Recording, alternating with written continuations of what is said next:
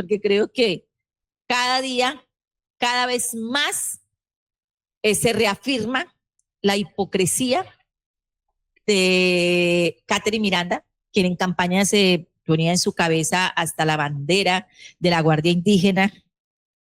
De verdad que queda uno.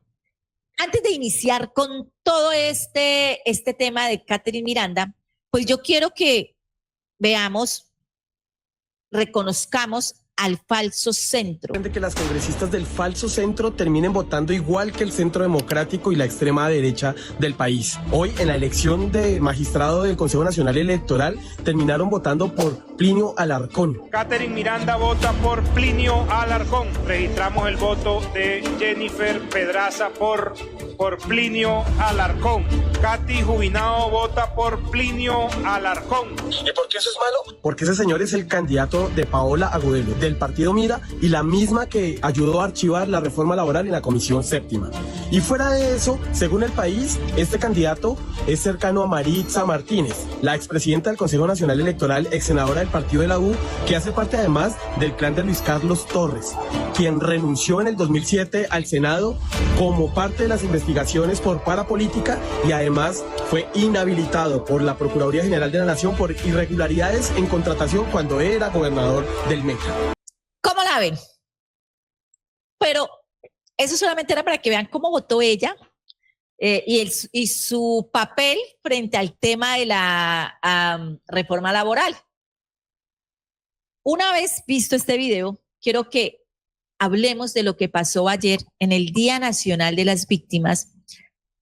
Cada año, desde que este día se instauró en nuestro país, pues las víctimas van al Congreso de la República, van a hablar, van a ser escuchadas. ¿Escuchadas? Cada año vemos como el recinto del Capitolio queda vacío prácticamente, solo se quedan a los que realmente les importan las víctimas. Y ayer no fue la excepción tampoco. Pero cuando se estaba como en la cúspide de este evento, ocurrió una situación de sentido común.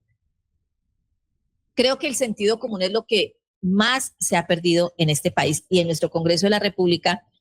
El sentido cambió, el sentido común se volteó como para el sentido conveniente. Ayer iba a ser presidida esta sesión para las víctimas, donde se iban a escuchar a las víctimas del conflicto armado en el país. Habían víctimas de paramilitarismo, víctimas de la guerrilla, víctimas de desplazamiento. Estaban allí los voceros, unas personas de las víctimas. La sesión debía ser presidida por el presidente del Senado y por el presidente de la Cámara de Representantes, Efraín Cepeda y Jaime Raúl Salamanca.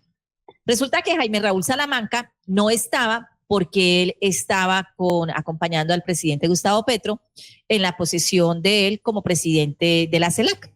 Entonces, ¿quién lo reemplazaba? El segundo, la mesa directiva tiene un presidente, tiene dos vicepresidentes, y entonces debía seguirlo otra persona, uno de los dos vicepresidentes. Entonces, lo reemplazó el primer vicepresidente, que es Jorge Tobar. Jorge Tobar, quien fue elegido por las curules de paz. Y todos recordamos muy bien que esa elección se vio empañada por denuncias de otros candidatos víctimas. Las curules de paz, se supone que son para las personas que han sido víctimas en el país del paramilitarismo, de la guerrilla, de los grupos al margen de la ley. Y este señor fue elegido por las víctimas. Sin embargo, varios de los candidatos renunciaron a la campaña porque aseguraron que el único que podía entrar a los sectores donde el paramilitarismo fue el pan de cada día era el señor Jorge Tobar, y que a ellos no se les permitía, y varios de ellos denunciaron amenazas y que por eso amenazas en contra de su vida, y que por eso mejor se retiraban porque no veían, o sea, palabras más, palabras menos, había un favoritismo hacia el hijo de Jorge 40 en las zonas donde había existido o habían reductos de paramilitarismo. Y entonces ganó este señor, este joven, así llegó. Él siempre se ha presentado como una víctima, es que yo soy víctima, ustedes no saben lo que significa ser el hijo y ser cuestionado. Sí, claro, tiene que ser muy duro, y tiene que ser muy duro estudiar con la plata, estudiar y tener, vivir a sus anchas gracias a lo que papá hizo. Debe ser muy duro, de verdad, debe ser muy duro vivir eso. Entonces, ¿qué pasó?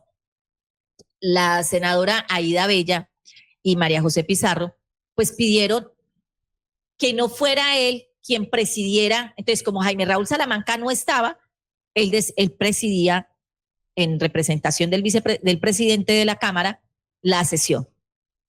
El sentido común que decía, pues que si hay víctimas de paramilitarismo allí, el hijo de uno de los mayores torturadores y masacradores del paramilitarismo, pues cómo iba a presidir esa sesión. O sea, es simple sentido común. María José Pizarro lo llamó formas. Que no la presida él, que la presida cualquier otro de la Cámara, cualquiera de la mesa directiva. Pero por respeto a las víctimas, que la presida otra. María José Pizarro no estaba diciendo, déjeme presidir a mí. No, ella es cualquiera de la mesa directiva. Pero no él por sentido común. Ah, pero saltó la liebre. Ahí sí saltó la liebre. Vamos a escuchar, y me disculpan por la frase, porque es que no es la primera vez que Catherine Miranda deja entrever su verdadero lado. Hipócrita, acomodado, falso. Hoy más que nunca, ojalá cada que ella vea su fotografía con la bandera de la Guardia Indígena en su cabeza, sienta vergüenza, porque yo hoy siento vergüenza de que ella se ponga esa bandera. Hoy siento vergüenza de que ella antes defendía al pueblo, porque es que es el pueblo el que tiene el poder con el tema de las EPS. Y ahora es que no, es que las EPS no las quieren acabar, al igual que la Jubilado. Hasta el Palacio de Justicia, senadora María José Pizarro. En ese orden de ideas, a mí me parece completamente inaceptable que se juzgue a una persona como Jorge Tovar por ser el hijo de. Si no, usted tampoco tendría por qué estar acá sentada, señora María José Pizarro. Pero adicionalmente le quiero recordar a esta plenaria. Por favor, orden en la sala. Termino, señor presidente. Le quiero recordar a esta plenaria que el pacto histórico en su integridad votó porque Jorge Tovar estuviera allá sentado. A ella se le olvidó, a Catherine Miranda se le olvidó que no se estaba cuestionando el que él estuviera en la vicepresidencia. Todos los partidos tienen derecho, una vez son elegidos sus representantes, sus senadores, tienen el derecho a formar parte de las mesas directivas. Es que a él no se le está cuestionando que sea el vicepresidente. Eso es lo que ella no ha podido entender. Mejor que no lo entendió, porque así demostró lo que realmente es. Vamos a escuchar la respuesta de la senadora María José Pizarro. De víctimas. Llegué aquí acompañada a la Cámara de Representantes por más de aproximadamente 79,000 votos que me dio la ciudadanía bogotana. Y sí, llego aquí representando una historia. Y sí, como lo dije el primer día que llegué a la Cámara de Representantes, a un hombre que firmó la paz en Colombia, el primer proceso de paz exitoso en Colombia y América Latina, y fue asesinado 45 días después por sicarios entrenados por Carlos Castaño y por agentes del DAS que participaron en el asesinato de mi padre. Y llevo, como muchas víctimas de este país, exigiendo justicia desde hace más de 3 décadas en Colombia. Mi padre fue uno de los hombres que... Un minuto más. Vamos a escuchar a las víctimas. Por favor, no abusemos del uso de la palabra. 1 minuto para la senadora. No acepto que una mujer que de manera hipócrita se paraba al lado nuestro hace 3 años venga a darme aquí lecciones de moral, Catherine Miranda. No se lo acepto, porque usted al lado mío y entonces no le dio vergüenza. No, señor presidente, mi problema no es con el señor Tovar. Él tiene la legitimidad, nadie dice que no. Le dije, las formas son importantes. Las formas son importantes. Es que ahí no se le estaba prohibiendo ni se está rechazando que él esté en la mesa directiva. Pero miren, hasta bueno que esto haya pasado. En el sentido, no por las víctimas, porque las últimas en ser escuchadas fueron las víctimas. Mire, Catherine Miranda por fin demostró de qué lado de la historia quiere estar. Así. Recuerden ustedes cuando se estaba hablando, el año pasado se estaba en una audiencia, las madres de los falsos positivos, cuando el tema de las botas y lo que hizo Polo Polo, se paró y le dijo a una de las madres que estaba hablando, pero ya rápido, ya 2 minutos, ya qué más, y la cayó. Esto demuestra de qué lado de la historia quiere estar o está ella. Además demuestra cuáles son sus verdaderas posturas. Eso fue lo que nos quedó clarito ayer. Llamar a Rodrigo Tovar, porque ella en su intervención decía que Rodrigo Tovar es una víctima.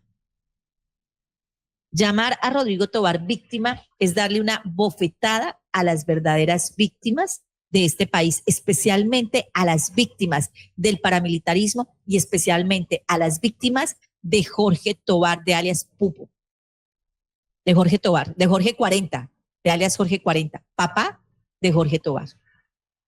Eso es darle una bofetada y burlarse, es invisibilizar, es minimizar a las víctimas de Jorge 40 y comparar a María José Pizarro con Jorge Rodrigo Tovar, el hijo de Jorge 40, es desconocer la historia de la violencia en Colombia. Carlos Pizarro luchó por unos ideales y se dio cuenta que ya las armas no eran el camino. Se desmovilizó junto con sus hombres, firmó el proceso de paz, cumplió. El M-19 le ha cumplido a este país. Le asesinaron a su gente. Antes de matarlo a él, asesinaron a muchos de su gente.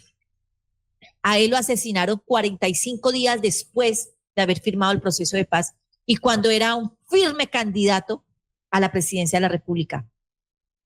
Y después de su asesinato, continúan también la derecha recalcitrante de este país, la Godorria,